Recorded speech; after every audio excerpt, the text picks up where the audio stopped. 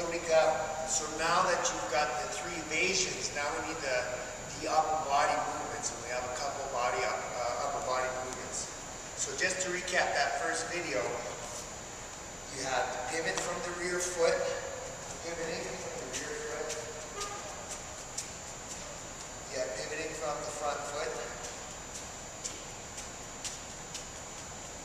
When you pivoted from your rear foot and you did one pivot, you pivot, open up the foot. Again, from this angle, you pivot, open up the front foot. When you pivoted from your rear foot, you didn't necessarily take another step. Then you have the out, which brings you back in. You have the out, which brings you back in. And then you have 45 degrees that can bring you forward to right corner, left corner forward, and rear corner right and left, which is from the rear leg. It's a skip. Takes you on an angle, then you can use a pivot, or you can use an out. And from your front, you skip 45. And those are the introduction motions for Muay kicking also. So now you've got those 3 movements. Now you need shoulder in or shoulder out. So if my left shoulder should already be in, you see, I just squeeze it in, then I take it out. So for those of you that have been training, I'm just going to put my arms down so you can see. For those of you that have been training, I want you to reconsider this. I'm not saying one way is right and one way is wrong. I want you just to make your own evaluation of should you be slipping like this, which is most people rotate, or should you be slipping like this. And what I want you to consider in your training is that if my head is in the center, so you're looking at me in the camera, and I'm punching, and I learn to just rotate and then block or slip, if you notice my head still remains basically in the center.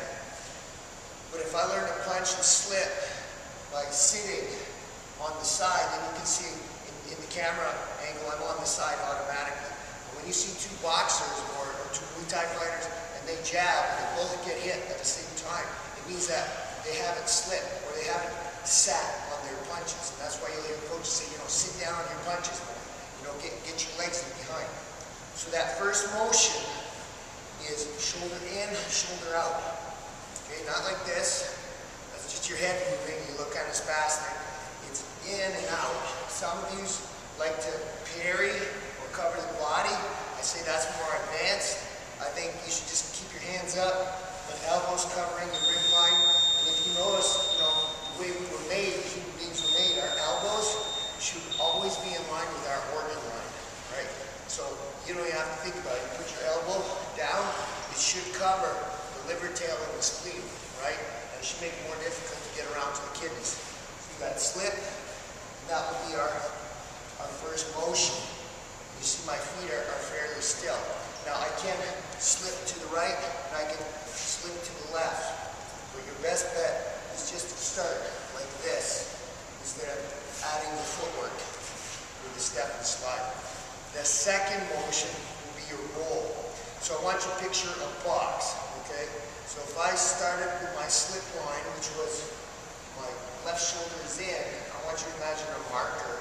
So I've already on this corner, you see I'm not here, and that's a mistake people do. They start their roll here, they go, and they come up square. But my marker has already gone to this corner.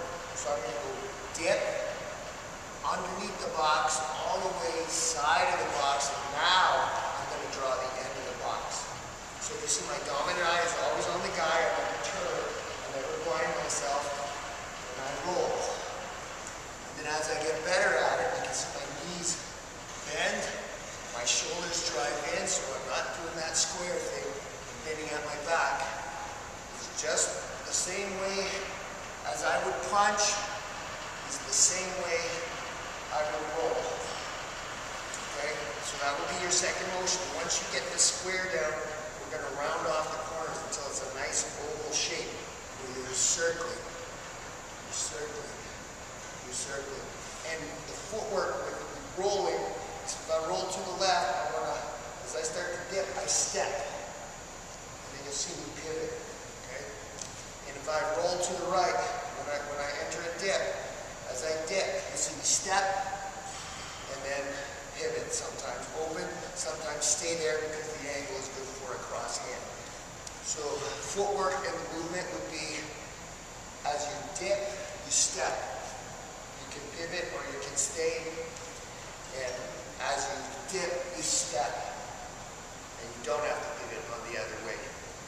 So that's the roll. So we've got slipping now. Sometimes more advanced, parrying, cover the body. We've got the roll.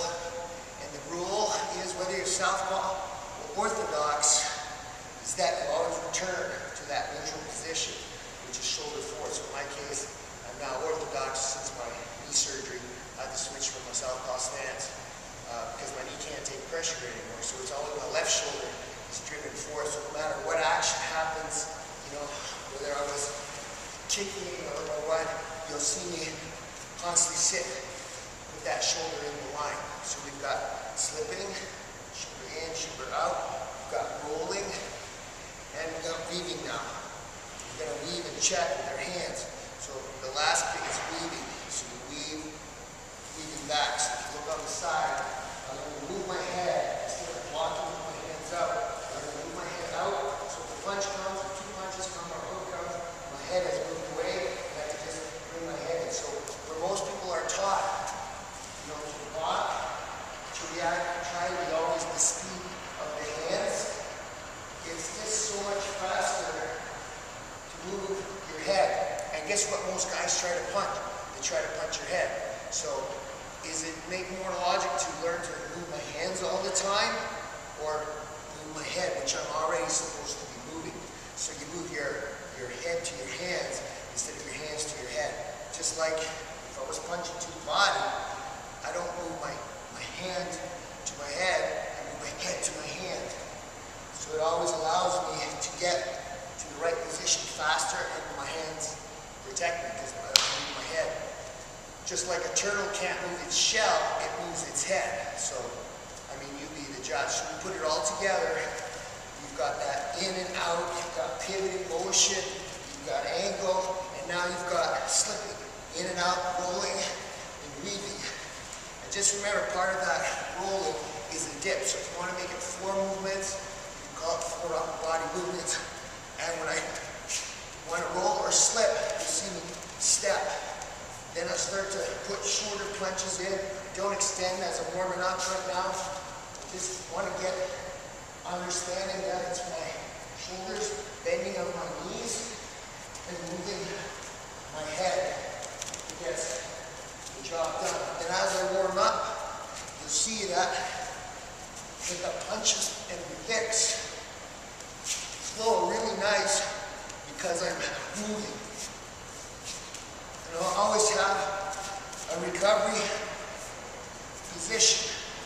So again, to recap, you've got slipping, and always keep that dominant eye on the target. You've got rolling, which starts with a square, and then you start to round off the corners, and you make sure you always return that front shoulder back to that kind of sit, slip line. So once you put all those movements together with the first video of actual footwork movement, come look for the third video, and I'll put the combinations together.